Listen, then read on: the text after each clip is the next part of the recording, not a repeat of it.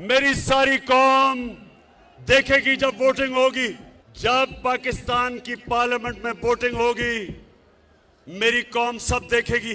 एक एक आदमी को आप देखना, जो वह वोट डालने जा रहेगा हमारी तरफ से, मैं आज उनको एक पैगाम देना चाहता हूं कि ये ना करना, ये आप ना करना।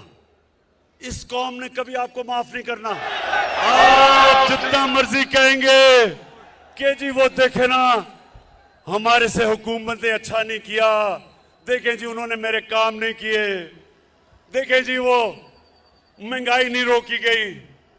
आपके पास जो रास्ता था वो एक ही है, जमहूरियत में एक रास्ता है, रिजाइन करो। अगर आपको हुकूमत नहीं पसंद आ रही तो रिजाइन करो, लेकिन 25 करोड़ रुपए सामने रख के और कहना कि जी तब आपका ज़मीर जाग जाए, वो कौम नहीं मानने लगी।